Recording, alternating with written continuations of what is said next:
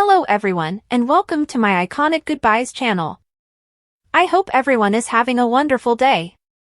Before we begin, please hit the subscribe button and give this video a thumbs up.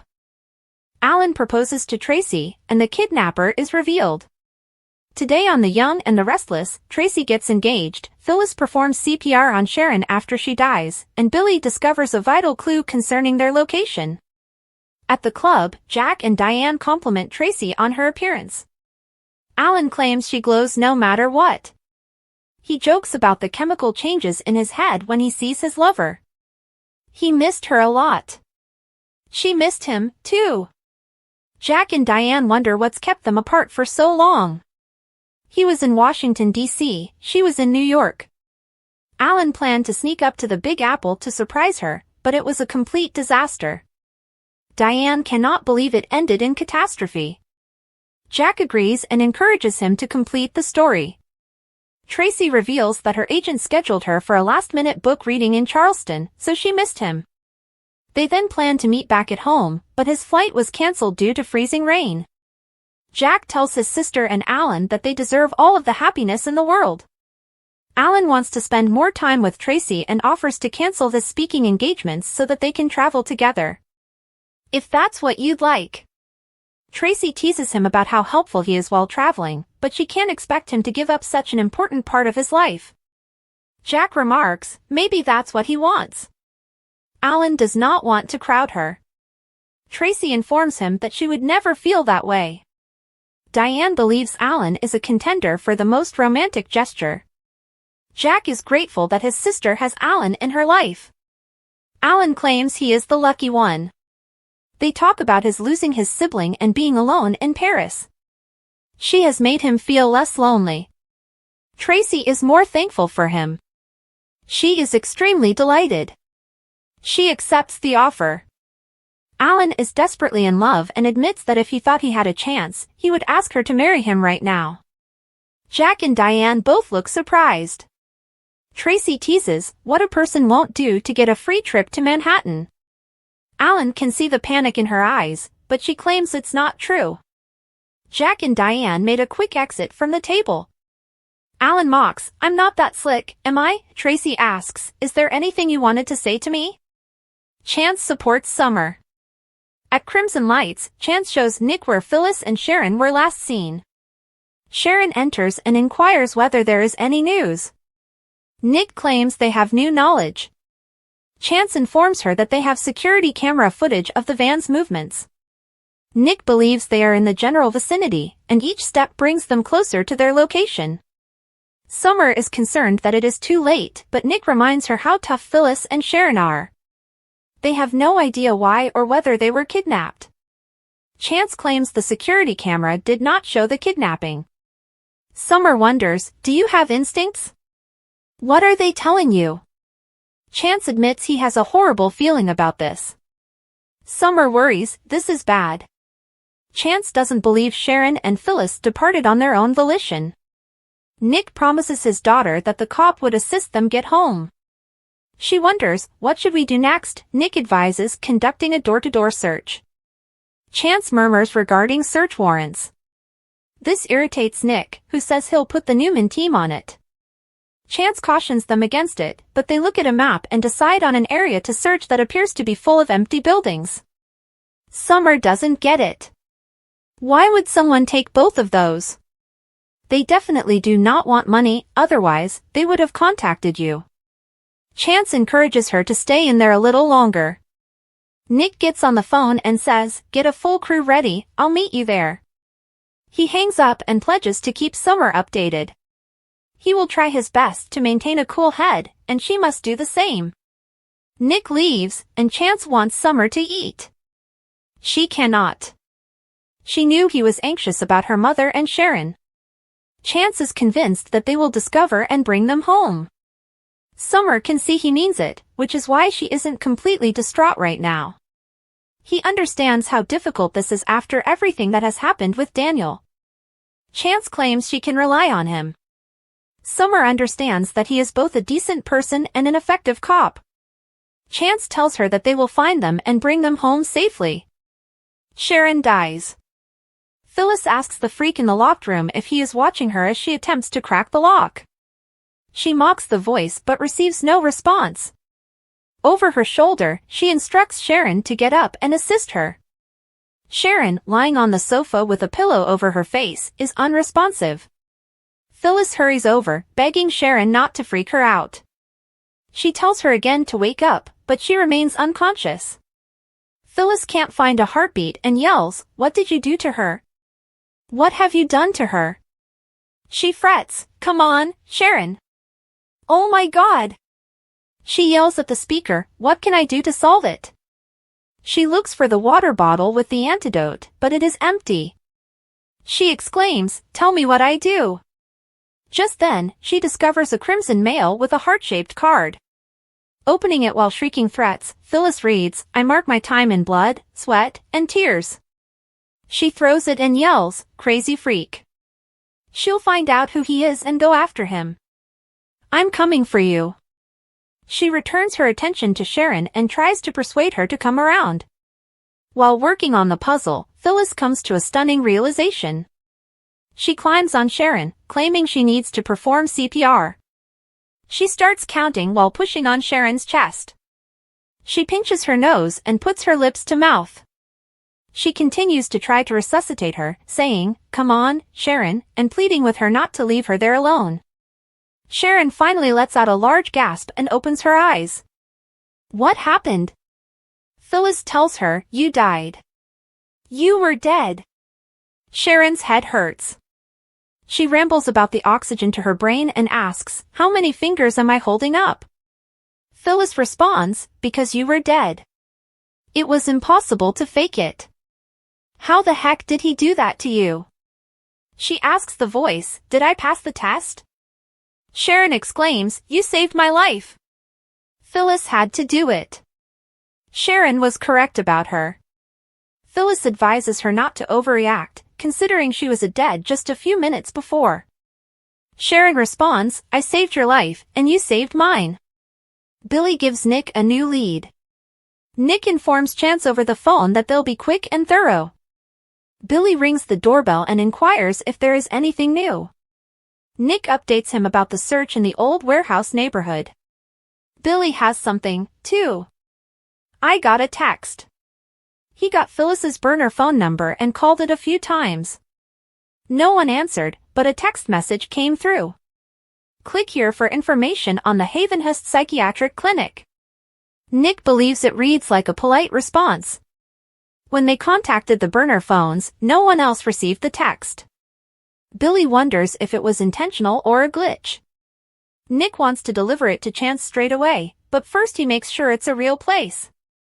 After researching, he discovers that it exists but is permanently closed. It is located in the warehouse district where they plan to seek. That cannot be a coincidence. Alan pops the question. At the GCAC, Alan admits to Tracy that he was winging it when he mentioned marriage. They don't have to discuss this right now if she doesn't want to. Tracy does not want to set this away and come back to it later. Alan puts her hand in his. "I've spent a lifetime without you, Tracy." He was industrious, but wondered if he was truly living. Now there's a woman in his life who exudes humanity and has a generous heart. Being away from her made him realize that his previous existence wasn't enough. He wants to be close to her but also giving her space. "I love you very much. Tracy Abbott, would you marry me?" Tracy cries, "Alan Loran. Yes, I'll marry you."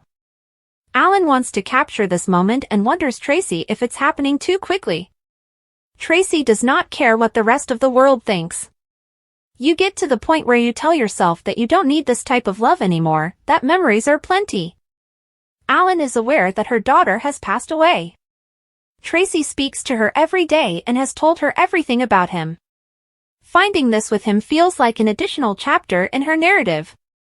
Alan determines that he must get her a ring. Tracy maintains that it can wait, but he will not hear of it. "I'll be right back," he says, rushing toward the door. Jack and Diane pass him, hoping he isn't fleeing the scene.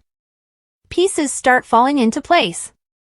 In the psychiatric institution, Phyllis warns Sharon not to sip the water too quickly. Sharon complains that it appears she cares. She realizes that the goal is to see the wider picture and overcome hatred.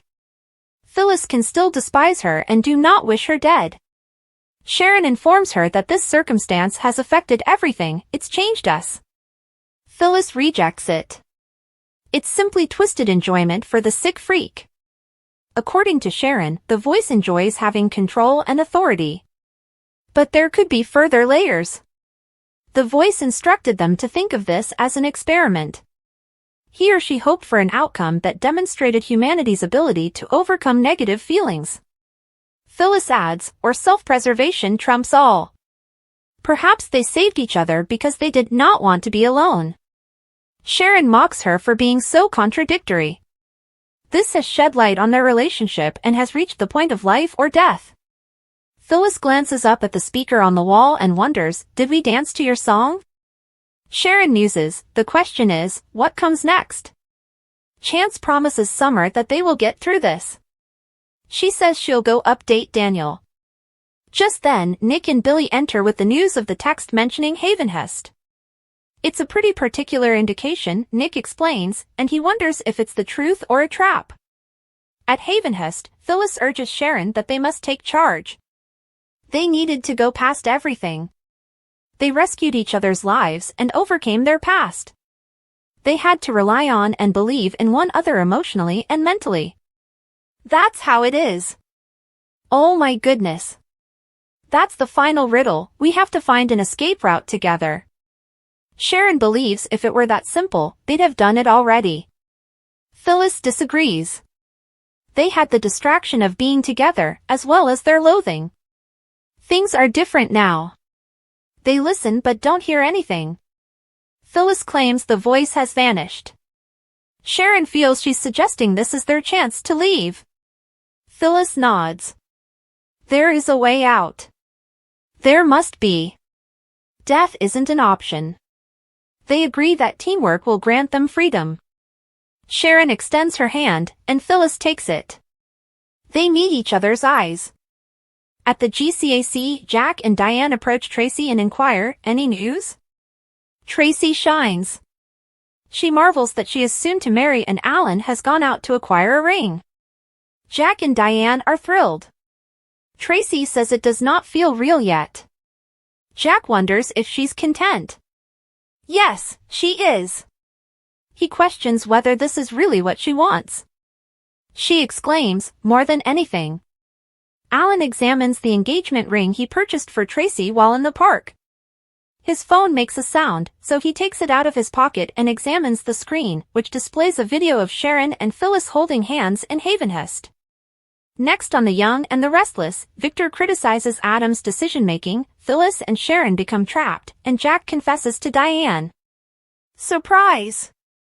The kidnapper from The Young and the Restless has a very familiar face. After much conjecture over who kidnapped Sharon and Phyllis from The Young and the Restless and locked them up together, fans were taken aback when the identity of the abductor was revealed. Suffice it to say, he was not on our radar. So why did Alan Loran do it? We were astounded to see Tracy's new fiancé, Alan, withdraw his iPhone from his pocket and reveal that he was the one watching Sharon and Phyllis on the video connection. This implied, of course, that he was the diabolical captor who had separated them from their families and imprisoned them. In that moment, our hearts shattered for Tracy, who was crying tears of joy at the athletic club as she announced her engagement to Jack and Diane. The reveal was shocking, but we expected something like this. Find out why we've long suspected Alan is his presumed dead twin Martin here. It's very obvious now that Alan is, in fact, Martin, unless the former had a psychotic break after his brother's death. However, this does not answer the main question, why would Martin kidnap Sharon and Phyllis? Why would he care if they reconciled or despised each other forever?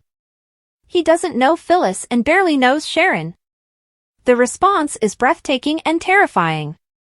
We know from Alan's previous descriptions of his twin brother that Martin enjoyed imitating him, a respected psychiatrist, because it was a challenge for him and he got a thrill from pulling it off.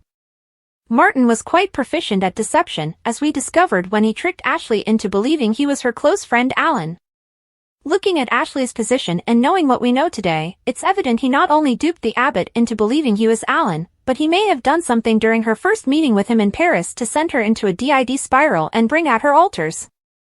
That led to him enticing her to enroll in a clinic overseas to receive treatment for a childhood trauma, allowing him to pursue her sister while she was out of the way.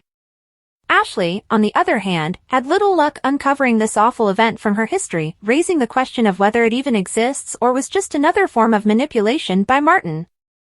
In any case, Martin clearly enjoys proving to himself that he has the ability to manipulate others psychologically and emotionally. It's a game for him, a challenge. Like the one he's doing with Sharon and Phyllis. But why would he experiment on two ladies he does not know? Our guess is that it derives from Sharon being unlucky enough to cross his path and pique his interest. Young and restless readers will recall that he first met Sharon when Tracy introduced them at the athletic club one day. Sharon was plainly distressed on that occasion, feeling she had killed Heather while still under the effects of the PCP. That would have grabbed his attention. But Martin got even more ingrained in Sharon's consciousness when Alan was allowed to perform hypnosis on her in an attempt to assist her remember not just the night Phyllis was run off the road, but also the events that occurred the night Heather died. He was obviously fascinated by Sharon and her mental health difficulties, not to mention her confusing and explosive relationship with longtime competitor Phyllis. We can only conclude that Martin's devilish urge to play this insane game with Sharon and her enemy stemmed from his sense of interest. To see whether he could accomplish the seemingly impossible task of forcing the enemy to work over their issues and band up in order to not only live but also escape. The voice has used the words experiment, challenge, and game several times in these situations, which offers light on his purpose. But the idea that he has emotionally and physically tormented these women and treated them like lab rats solely for the joy of it and to feed his deranged ego is terrifying. Could there be more to it? It is feasible, but only time will tell. Young and Restless is making a major change that will shake the Abbotts to their core. Who among the Young and Restless viewers doesn't agree that we're more concerned about Diane's plans to restore the Abbott mansion than we are with Phyllis and Sharon's destinies, mostly because we know they'll be fine? On paper, a makeover makes a lot of sense. It's not the 1980s, so why should the Abbotts, a filthy rich family, be relaxing in a house painted by Christel Carrington? Also, the pile of bricks is so dark and frigid inside that we're shocked Patriarch John's spirit is the only one to have visited. However, Billy's 2016 makeover of the Chancellor home has left us scarred, probably for life. It was such a blunder, and prompted so much fan outrage, that Jill was called in to erase what her son had done. Perhaps we're worrying for nothing. Perhaps the show learned its lesson. Victor rebuilt the Newman ranch to resemble the original one. Diane may make cosmetic adjustments that we prefer. Honestly, we're not sure why Young and Restless is handling this plot at all, given that the show has so many bigger concerns to deal with. Heck, the fact that the powers that be can only come up with another rehash of Jack's fight with Victor is a problem in and of itself. Diane is limited to the job of interior decorator, Skyle is lured back together for little reason, and Tracy is caught in a charming romance with little heft and depth. We could continue but won't. Return to the topic at hand. What are your thoughts? Are you concerned about the Abbott Mansion's renovations, or are you ready to accept change? Vote in the poll above, then leave a comment describing how you would freshen up the space. Thanks for watching. If you like this video, so please don't forget to subscribe my channel and don't miss any update.